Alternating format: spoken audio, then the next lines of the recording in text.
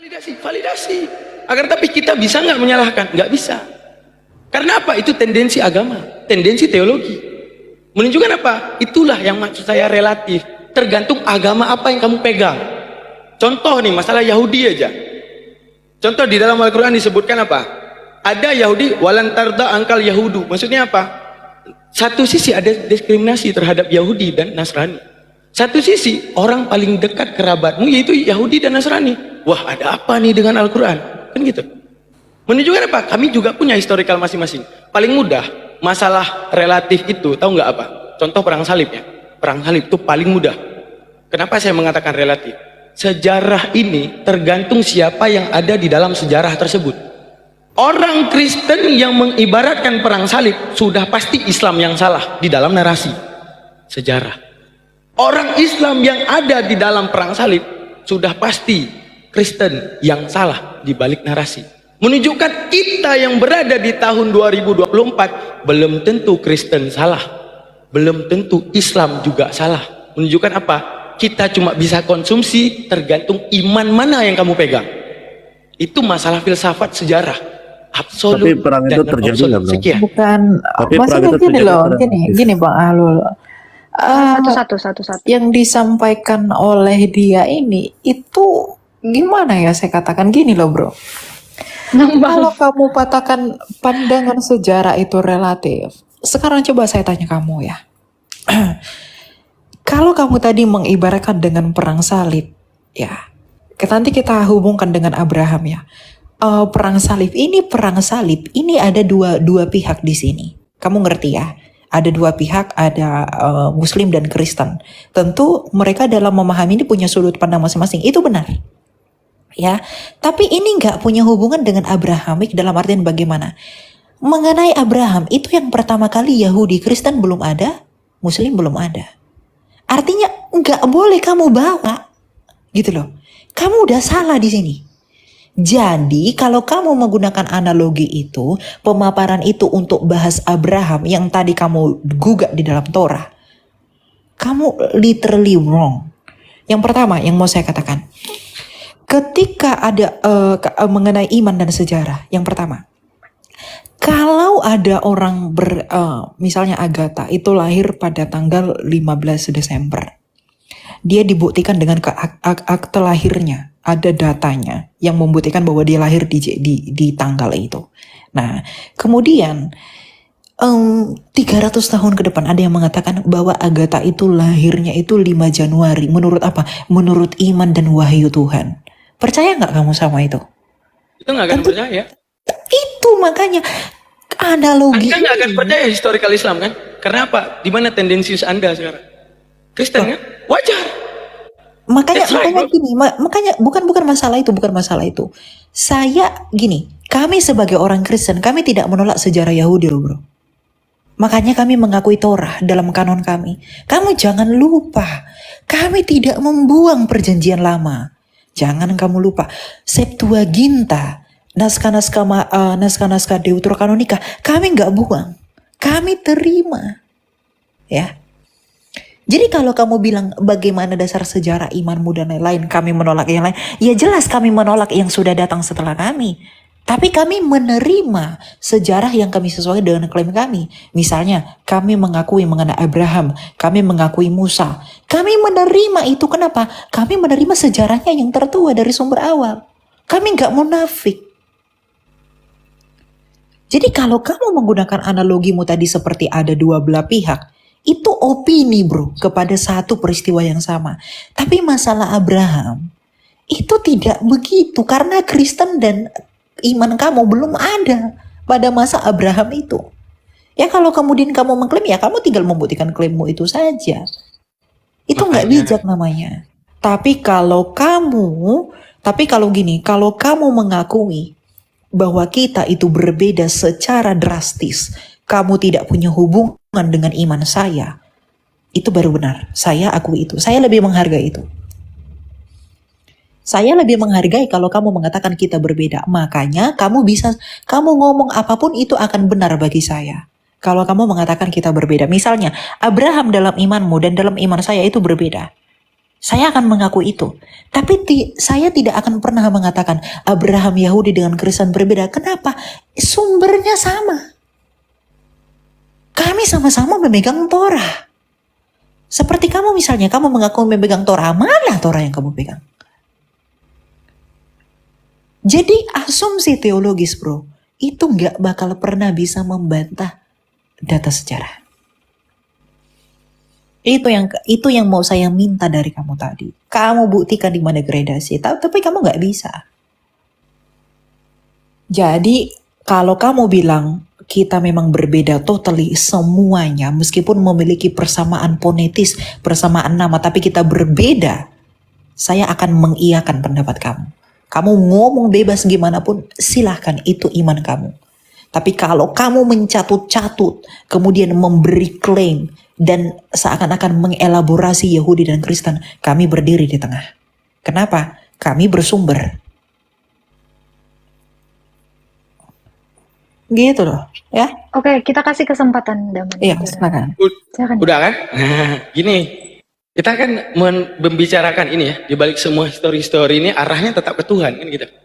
Ya, menunjukkan apa? Tetap antara beradunya tiga teologi ini, teologi Yudaisme, Islam dan Kristen, tetap arahnya terhadap Tuhan gitu. Menunjukkan gini, jikalau kebenaran itu dicari di arah histori ya, kita nggak akan bisa bantah Brahmana, bro. Ketiga kita ini nggak bisa bantah Brahmana, bro. Lebih awal validasi, bro, menurut mereka. Makanya saya bilang itu relatif, tergantung siapa dalam. Maksudnya gimana? Ketiga ini tidak bisa membantah Brahmana. Ya, iya kan mereka di luar Abrahamik. Tadi kan bahasa Abraham, gimana sih? Kristen. Yang masalahnya Anda mengatakan tentang validasi sejarah. Yang Anda mengatakan kepada pandangan yang berbeda, itu sifatnya konkret, itu gimana? Gimana itu? Secara ilmu filsafat logika histori itu gimana? Buktikan ke saya, ini rasionya Daman. Rasionya dirunutkan gini. Aman. Saya terima itu. Tapi ini di antara semua keagamaan. Di balik polemik, pola pikir manusia dalam menuhankan. Semuanya punya arah histori. Kalau kita mau ngomong Brahmana, misal kita bilang, oh Brahmana sudah tentu benar. Karena kami berada di awal. Kalah Brahmana sama Majusi. Dengan kitabnya Zen Avesta. Dengan umatnya Zoroaster. Apa kabar bro? Menunjukkan apa? Kebenaran ini bukan tentang sejarah bro. Karena apa? Tergantung siapa yang ada di dalam sejarah. Setuju. Seperti itu. Setuju. Saya setuju ketika Anda mengatakan demikian. Kenapa? Karena Kristen tidak pernah mengkritik Brahmana. Islam tidak pernah mengkritik Brahmana. Kenapa Islam mengkritik Kristen? Tanda tanya yang besar untuk itu. Masalah pengkritikan itu, Yudaisme juga mengkritik Kristen. See? Oke. Karena apa? Ada Kan saya klaim. katakan. Iya, saya kan udah janji di sini ya, nggak akan bahas ke situ. Dah, siap. Iya, oke. Oke, fine. Itu tadi ya. Siap. Kristen setuju nggak mengkritik Brahmana. Islam setuju nggak mengkritik Brahmana. Gini ya, kalau saya merunutkan pola rasio. Kenapa Islam mengkritik Kristen dan Yahudi? Why? Tidakkah kalian bisa berdiri sendiri sama seperti Brahmana ini? Kristen itu tidak pernah mengkritik Islam. Sejarahnya pun Kristen sebentar. Oke, saya tahu. Kristen itu tidak pernah mengkritik Islam. Kenapa? Karena Islam belum ada. Tidak mungkin Soeharto mengkritik, tidak mungkin Soekarno mengkritik Soeharto. Relativitas. Tidak mungkin sesuatu yang belum ada itu dikritik. Pasti yang baru akan mengkritik yang lama. Yang lama tidak bisa mengkritik yang baru. Pas. Itu nanti akan kembali ke arah perdebatan ketuhanan itu nanti. Kalau Anda ya ini emang kan kita lagi ke situ. Memang akan ke situ. Nggak nyaman. Ini ranahnya nggak akan kemana-mana. Itu makanya akan kembali kalau di dalam Islam fakta simbolik. Enggak, gini loh bro. Enggak, itu akan kembali merunut cerita apa sih agama Nabi Adam tentang gini akan kembali aku ke situ. Sebenarnya kamu tadi ngomongin ke Brahmana dan lain-lain. Come on, we are talking about Abraham, ya. Gini loh, Bro, gini bukan bro. itu Dengar ibaratnya. dulu, Kalau dengar Anda dulu. bawa fakta yang Kita sifatnya kan tahu relatif, Tuhan, kita, kan gini loh. bro, kita Kamu sadar tadi loh, kan kita umat mengatakan, modern di tahun 2024, bro. Kita nggak tahu apa yang terjadi masa lalu. Kamu bukan Bani Israel, saya juga bukan Bani bukan Quraisy. masalah Yang tahu itu. apa yang dilakukan oleh Nabi Kamu Muhammad, kan yang tahu apa yang bertanya dilakukan Yesus dengan tentang sebenarnya. Abraham, ya kan? Kita ngomongin Abraham. Kalau ngomongin Abraham ya udah di sela-sela Abrahamik aja. Gitu loh, karena gini, interpretasi Tuhan itu didapatkan dari Abrahamik. Kalau berbicara agama Abrahamik. Kalau kamu lah perginya ke Brahmana, ke Mbak Brahman, Alia, narasi saya paham nggak kira-kira? itu tidak monoteisme. Ya, narasi saya dari tadi itu dipahami nggak kira-kira? Itu yang belum. Kalau nggak diambil kesimpulan ya, satu kesimpulan. Saya Baru enggak, saya, kamu oh benar. kita Benar, jangan ya, ke Pak. kesimpulan karena dari tadi maaf ya argumentasi kamu itu nggak masuk kepada klaim kamu bro. Nggak Jangan ini, ketawa-ketawa. iya ya. Bentar Jangan ya, Lia. ketawa-ketawa. Sebentar Gini. ya. Sebentar ya, Lia. Maaf, saya potong dulu. Kenapa? Karena gini bro, tolong sekali aja Anda masuk gitu. Kita ini udah ngobrol nih bareng. Kamu kayak lari mau Iya. kemana? Aku dari tadi berusaha Abraham, narik ya kamu loh. Abraham. Jangan bahas Brahmana. Karena gini, Anda merunutkan kebenaran itu di arah sejarah. Itu satu. Ya. Fakta. Karena Ya, kami nggak bisa kebenaran. bantah sejarah Ya tendensius pasti iman. kenapa ada sejarahnya kebenaran sendiri. Abrahami, Begitu kebenaran juga Abrahami. ujung-ujungnya ada Ya, pernyataan Mbak Agatha mengatakan kalian itu datangnya itu kan lebih terakhir gitu ya. Pasti gini loh kalian bro. mengkritisi Kebenaran kami. Abraham Itu Loh, kalian apa? ya mengkritisi pasti dirunut Brahmana. dari Abrahamik tertua. Kamu ngudeng nggak? Kebenaran Abrahamik ya dicari dari Abrahamik tertua. Jangan kamu lari-lari ke Brahma yang bukan Abrahamik. Kamu gagal. Ya. Oke Elia, sorry. Kita kasih kesempatan dulu dia ya. Minum dulu bro. Santai karena gini ya. Saya Kita santai diskusi ini banget. nggak mau buru-buru. Karena gini ya, juga saya bahas orang yang Abraham. pernah Elia, Islam, sabar, Elia. Maaf, ateis, saya mute. baru Maaf, Islam saya lagi. mute. Maaf, Itu saya. maaf saya mute semuanya. Sorry, maaf saya mute semuanya. Forum saya ini bisa 24 jam bahkan saya hadirkan. Jadi jangan terlalu terburu-buru. Semua akan kita bahas, semua akan kita kupas dan saya suka untuk ini. Dan saya apresiasi kepada Daman. Kena mute sih Daman, kena mute. Saya mute, sorry Daman, saya mute. Ya, saya apresiasi kepada Anda. Saya mau, tetapi tolong, saya dari tadi berusaha meluk kamu loh di sini. Jangan lari dulu, jangan jauh dulu. Kita fokus kepada yang pertama tadi. Allah itu adalah kasih. Allah itu maha pengasih. Nah, kita balik ke At-Taubah tadi. Ya. Penjelasan kamu saya nggak tahu, agak ngambang kemana-mana dengan banyak fakta yang mau saya ungkapkan, bahkan dengan fakta dalil kamu yang mengatakan andai 10 orang Yahudi saja beriman kepadaku, tetapi melalui penjelasan kamu di At-Taubah 29 kamu mengatakan bahwa mereka itu karena sudah mempertontonkan akhlaknya Islam sehingga mereka memeluk agama Islam.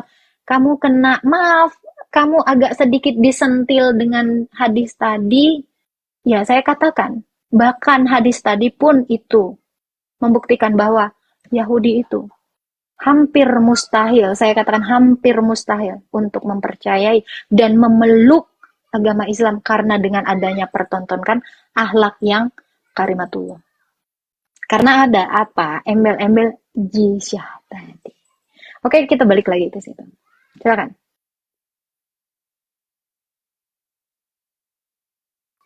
Dibuka dulu mute-nya, Bang Daman, sorry. Mute-nya dibuka dulu. Iya, nggak kedengaran. Kalau kita bermain ke arah apa itu sejarah keislaman, karena otomatis di balik dogmanya saya pasti ada namanya pendukung historinya saya. Oke. Nah, ada historinya saya itu dalam kitab Nurul Yakin membahaskan ibaratnya gini ya, Yahudi dan Nasrani ini punya jalur, tahu ya, semua pasti tahu migrasi ya, sehingga ada pertukaran adat dan budaya ya, pasti tahu Kamu itu. ngomong Nasrani, jangan bawa Kristen ya. Mereka itu Yahudi dan Nasrani saat itu yang tak Kristen. mengimani kedatangan Nabi Muhammad, mereka punya jalan itu, nggak mesti ke negeri Islam, ya, mau ke Eropa kan dia terserah. Tapi jalur perdagangan paling besar saat itu Syam, yang itu dikuasai Bani Umayyah. Oke, mereka datang untuk berdagang. Ngomong apa sih? Yang namanya berdagang dulu itu nginap dan tinggal. Oke, karena ibarat gini kalau kita merunut, ini jahat kali nih Islam nih memberlakukan jizyah. Ya kalau ibaratnya mereka dipaksa tinggal. Ini ceritanya mereka kalau minta izin nih, aku nggak mau tinggal lagi di sini nih, aku mau ke Eropa nih mau berdagang, silakan. Jizyah nggak berlaku lagi buat Anda karena bukan negara Islam. Tapi arti jizyah ini karena dia datang ke negara Islam, bukan dipaksa. Sini kau masuk ke negaraku tinggal, bayar duit, enggak. Itu maksud jizyah di situ guys. Ya. Jadi jizyah itu berlaku bagi orang yang memang mau masuk ke negara muslim. Silakan. Bukan dijemput untuk masuk. Tapi silakan tinggal di sini. Oh kalau tinggal ya udah jizyah buat kamu. Seperti itu. Oke. Jizyah itu ketentuan dari Allah kan? Betul. Ketentuan dari Allah. Ya. Apakah dengan ketentuan demikian Allah menunjukkan kasihnya? Disitulah penunjukannya kasih. Enggak gini, itu saya tahu tendensi Anda kok bisa bayar biaya kehidupan kasih gitu. Benar? Benar nggak? Jadi gini bro, seolah-olah Allah itu kayak tuan takur gitu di negara Islam ini ya. Siapa yang datang boleh, tetapi bayar pajak. Yang saya mau tanyakan, kalau ini memang dalilnya dari Allah, apa faedahnya uang bagi Allah? Apa faedahnya upeti bagi Allah? Bagi Allah. Nah itu dong. Nggak, gitu. Karena gini. Ini yang jadi Loh, salah nih masalah. Kan tadi kamu mengatakan, kan ini kan firman dari Allah kan. Makanya saya bingung antara ini, maaf saya pertanyakan, antara ini oknum yang mengatasnamakan Allah atau Allah itu sendiri sih sebenarnya yang minta ini gitu loh. Ya kan? Why? Sebelum kita masuk ke situ, Allah tidak butuh. Gini, kita ngomong di balik permintaan maaf Anda kemarin itu ada yang sangat lucu dan saya ketawa ngakak jungkir balik tuh serius. Bukan karena Anda ketika Anda mengatakan gini, karena sayang sama lu, please lah bro, jangan nyembah batu. Di situ saya ketawa. Kan ada keagatan dalam permintaan Betul. maaf Anda. Betul. Saya mengakui itu sangat ikhlas. Enak sih Tapi ketika Anda bahasa mengatakan menyembah batu itu menunjukkan apa? Itu Anda sebuah konsepsi Enggak yang Anda apa-apa pikir Elia. belum tentu kami pikir. Memang dia tidak bisa fokus. Memang tadi kan saya sudah bilang, saya sudah berusaha untuk dia. Makanya dia akan lari Ya kemana-mana. udahlah nanti Yaudah, malam kita diskusi lanjut ke lagi yang ya, tadi bro lah. ya. Oke, Aku itulah. mau ada urusan lain. Oke, jadi jizyah itu tujuannya apa? Untuk memajukan Sehat Islam kalian ya. daripada bani-baninya, Bani Umayyah, Bani Quraidah, Bani dan segalanya. Oke, Untuk Elia. kemajuan di dalam Saya mau compare satu hal. Di dalam kitab kami. Allah itu menurunkan hujan bagi yang baik dan bagi yang jahat. Itu di situ Allah menunjukkan kasihnya. Kenapa seperti ini? Di dalam Quranmu itu harus turun ayat At-Taubah 29 ini. Maksudnya? Itu ayat berapa? Jadi kalau kamu Nah, ini dari udah tadi kemana? kayaknya Itu aja. enggak. Ini udah kemana? Saya udah berusaha balik loh ke masalah jizyah Saya tadi. justru balik dengan narasi Allah itu adalah Maha Pengasih. Saya mau tunjukkan kepada kamu, Allah kami itu Maha Pengasih. Dengan cara Dia menurunkan hujan bagi orang jahat maupun orang yang baik. Tetapi kenapa Allahmu yang Maha Kasih? Dia harus meminta upeti untuk setiap orang yang berada di negara Mekah. Seolah-olah Allahmu ini adalah Tuan yang berdiri atas suatu daerah. Ibaratnya gini. Sangat teritorial sekali Allahmu. Maksudnya. Ibaratnya kayak Germo minta ini ya. Germo nih minta, "Oi, mana storan gitu kan?" Bukan. Kenapa saya katakan teritorial? Karena pertama kamu tadi menjelaskan, lah itu kan cuma yang ada di Arab, kan gitu. Loh. Karena makanya di sini jadi banyak sekali timbul pertanyaan, apakah Allahmu hanya berkuasa di Arab? Apakah Allahmu tidak berkuasa atas seluruh dunia? Karena Dia sebagai pencipta seluruh dunia, kan gitu. Makanya saya bilang, penjelasan kamu itu akan menimbulkan ribuan pertanyaan dalam otak saya. Tapi itu beberapa saja. Ya. Dengan penjelasan kamu yang mengatakan itu hanya berlaku di Arab, tidak berlaku yang di tempat lain, betul kamu bilang itu? Bukan soal berlaku di Arab. Kalau Indonesia secara negara kanun, Islam, kan? kanunnya itu kanun Islam berlaku. Oh, itu juga berlaku di Indonesia. Kalau kanun Islam, Kenapa tidak diberlakukan sekarang? Why? karena bukan kanun Islam. Kanunnya apa? Hak bebas. Umat beragama di sini bebas. Bang Selisih, di-mute dulu Bang Selisih. Aduh, suara saya terganggu nih. Atau saya turunkan dulu. Bang Selisih, nggak bisa di-mute lagi. Oke. Kamu nggak konsisten ya dengan jawabanmu. Apanya yang nggak konsisten? Yang pertama, ini beneran ya. Saya tulis semua loh.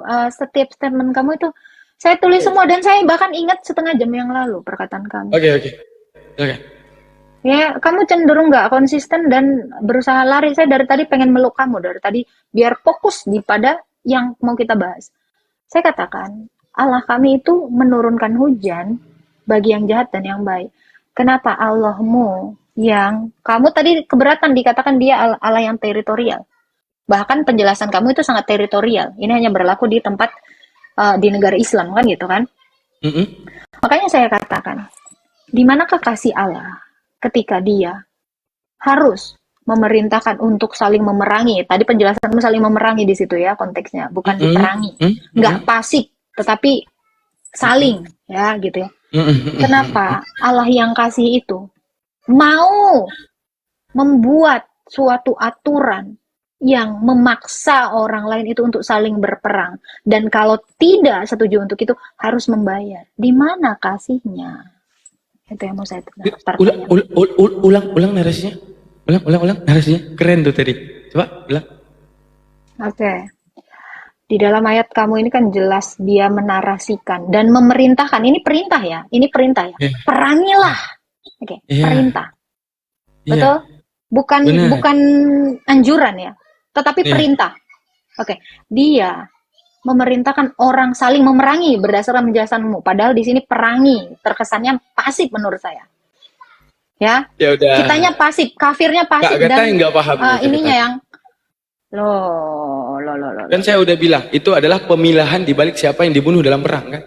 Jangan sampai penjual ikan cupang juga dibunuh. Iya, kalau dia bayar, jizyah. Kalau dia nggak bayar, nggak ada urusan. Jizyah itu berlaku setelah ghanimah kan. Gak ada urusan, berlakunya nanti itu. Usai perang nih, gak selesai. Oke, ada ghanimah tuh. Apa ghanimah? Pertukaran lu pertama. Ibaratnya pertukaran daripada tawanan-tawanan. Udah selesai. Selesai itu, negara itu misalnya udah jadi jadi milik Islam. Misalnya penaklukan Rum oleh Bani Umayyah. Udah jadi milik Islam, baru berlaku jizyah. Bukan nanti dalam perang, woi kau bayar ini enggak, bunuh. No. Narasi saya nggak kayak gitu guys. Jadi lain ini. Berarti ini perangi dulu, baru membayar. Perangi dulu, dikuasai negara tersebut oleh orang Islam, baru jizyah. Gitu. Double kill untuk Allah yang Maha Kasih. Wow. Tujuannya apa? Kemajuan selanjutnya. Sudah diperangi, hancur-hancuran, suruh bayar jizyah. Gitu maksudnya. Oh my God. Sudah diperangi, hancur-hancuran, terus suruh bayar jizyah. Tahu nggak studi perang gimana? Apa seperti itu? Ya, Timur Tengah itu tujuan perang itu bukan karena tendensi siapapun, penguasaan wilayah. Oke, Bani Umayyah itu bahkan sampai Kesultanan Al-Fatih yang menaklukkan Konstantinopel. Emang kalau kita berpikir manusiawi, jahat banget, negara orang dikuasai, benar. Tapi mau kayak mana? Ini namanya pengajaran. Ini namanya untuk membesarkan agama, mau kayak mana? Ekspansi. Untuk Ekspansi berarti. Untuk perluasan wilayah. Makanya saya bilang saya nggak menuntut Anda paham. Silakan Bang Yusuf Abi. Enggak, karena gini. Sebenarnya gini ya.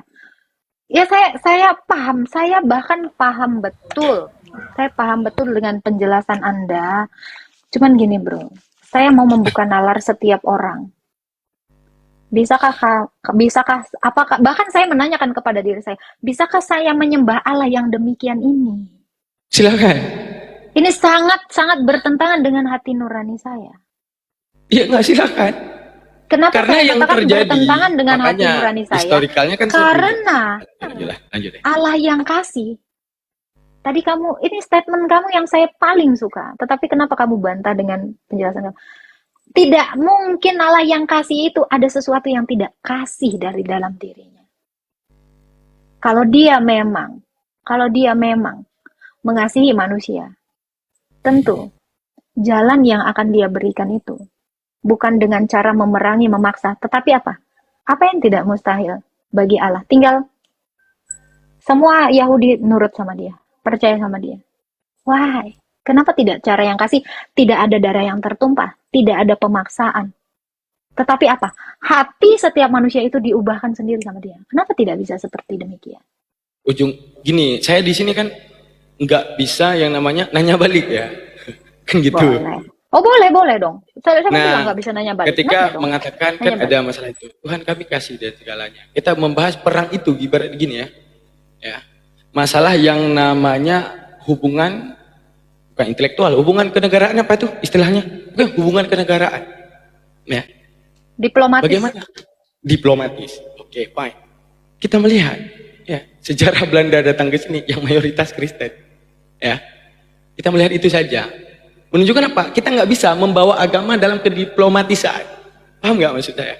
Saya nggak akan, kalau saya membawa agama, saya akan mengatakan, ibaratnya gini, pernyataan saya bakal gini, kalian, mohon maaf enggak? Saya akan mengatakan, kalian bodoh kali, udah dijajah Belanda, bawa Kristen ke sini, terus kalian membela mereka sekarang, membela penjajah, itu salah saya, saya tampar mulut saya.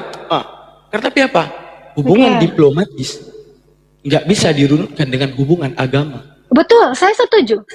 Itu dia diplomatis saat itu antara Diplomatis itu Islam memang nggak ada hubungannya. dan Kristen dan bani-bani penyembah segalanya itu yang diperangi Islam, diplomatis, penguasaan wilayah, jadi nggak bisa kamu membawa keagamaan di situ karena gini ya, contoh ya. Kekristenan itu tidak pernah dibawa dengan cara diplomatis yang kayak kamu bilang, tidak pernah.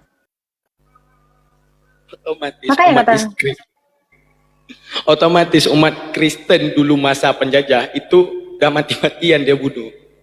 Ya. Loh, logikanya gini bro. Logikanya gini bro. Ya. Kalau memang misi penjajah ke Indonesia, ini negara Kristen bro. Ya, ini fakta. Ini ceritanya Belanda nggak menang. Ceritanya. Gini bro. Kamu mengatakan Belanda tidak menang. Apa kabar dengan narasi sejarah 350 tahun di bawah? Tekanan kalau Belanda, Islam menang, Belanda kalah. Artinya Belanda itu tidak menguasai. Sementara itulah narasinya, makanya. gini, sebentar. Narasi Anda mengatakan ya bahwa Indonesia ini dijajah. Kalau memang demikian, kamu nggak Islam bro. Hari ini kamu Kristen. Ini membuktikan bahwa Belanda itu datang ke Indonesia bukan mau memaksakan agama.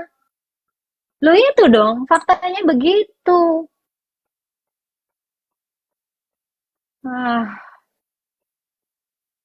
Kemiut itu, daman, kemiut. Banyak ya Mbak Agatha, pahlawan. Nggak semua Islam, pahlawan Indonesia. Ada yang Kristen loh. Setuju. Berperang ini tujuannya apa? Diplomatis guys. No about religion. No.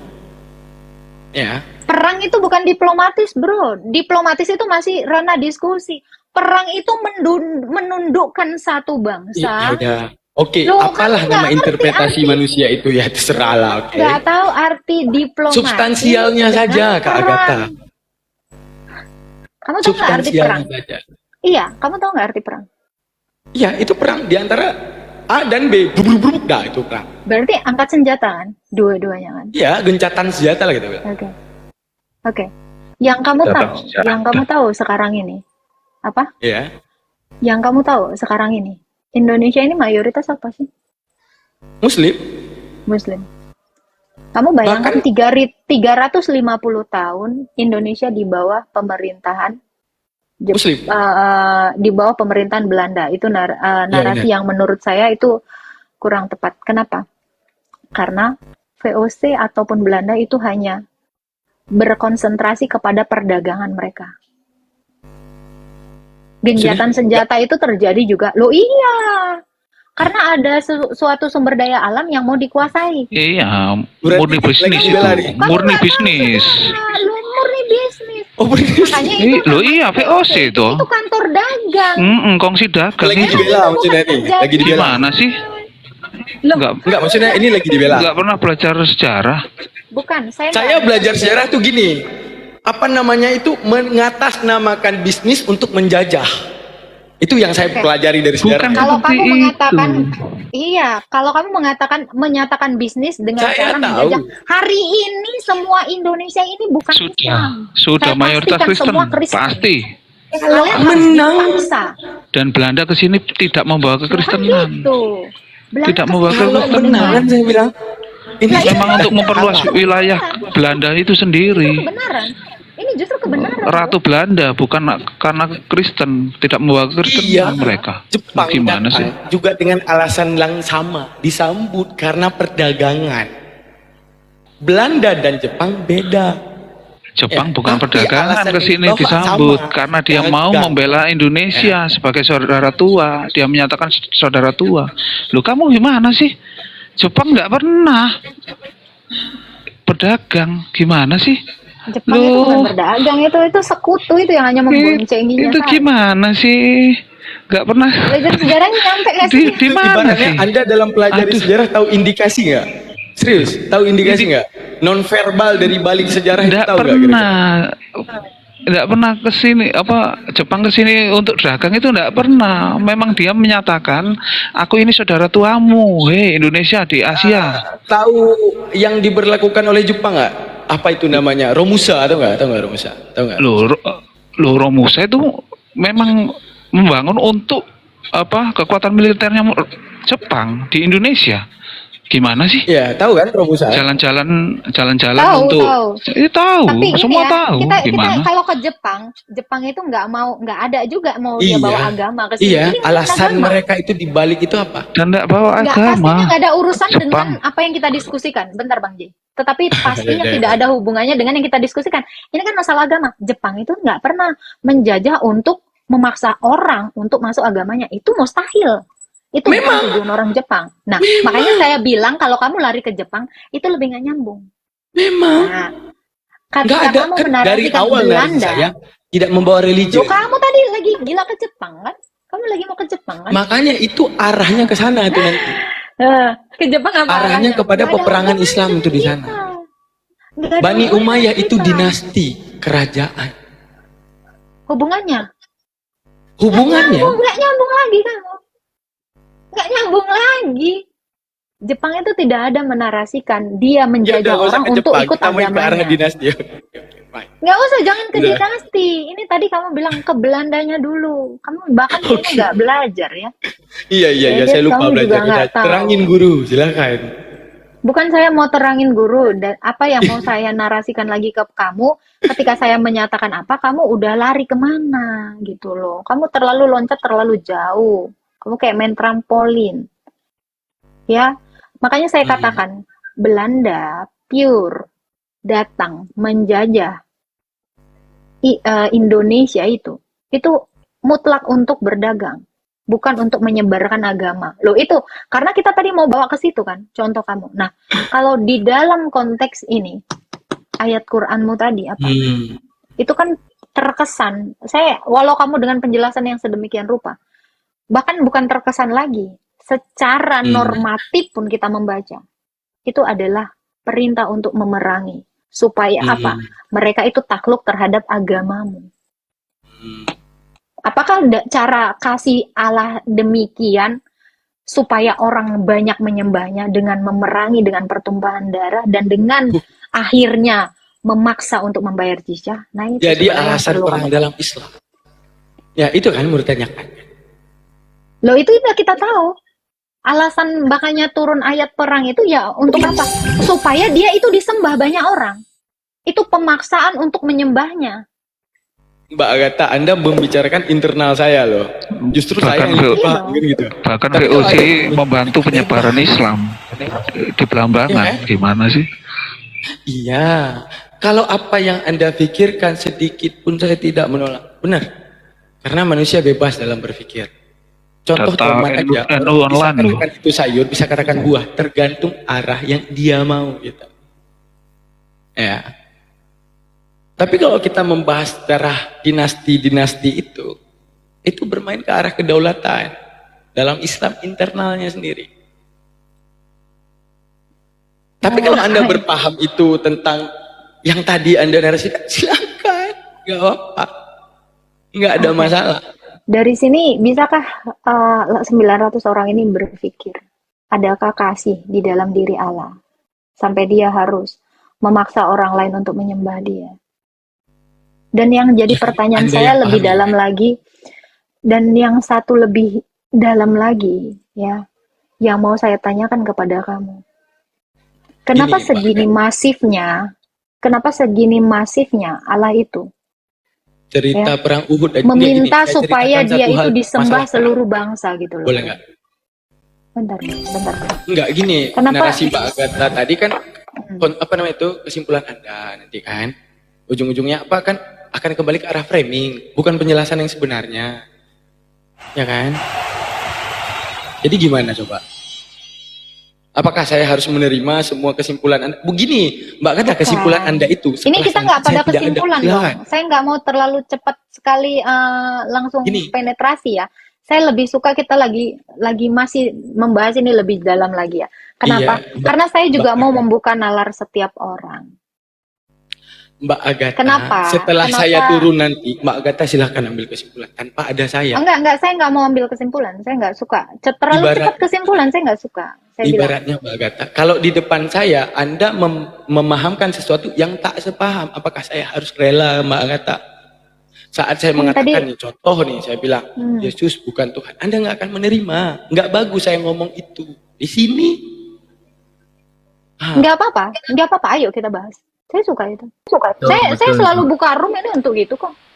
Orang Teman-teman banyak ini- selalu mempertanyakan, bentar ya Bang Midun ya. Insya Allah nanti ada waktunya. Saya bahkan orang lain itu menghina-hina Tuhan saya juga, saya tanggepin kok. Saya selalu buka room ini, kamu tahu sepak terjang saya seperti apa. Ya, Oke. Bahkan orang itu sering mengolok-olok Yesus itu seperti apa. Saya akan berusaha menjelaskan itu. Dengan berbagai cara pendekatan dan nalar. Kenapa saya katakan dengan cara pendekatan nalar?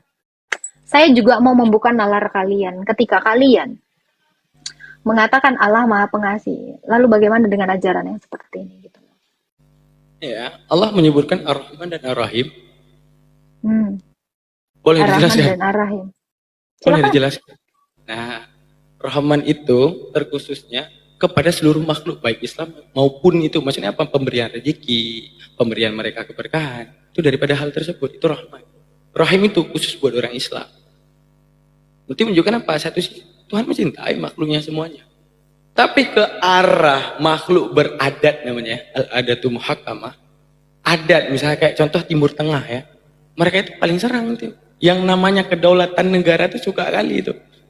Cuman kebetulan nih, setelah Islam datang, banyak daripada kalangan yang ingin berperang tersebut udah Islam. Makanya saya bilang gak akan masuk. Kita membawa kedaulatan sebuah dinasti ke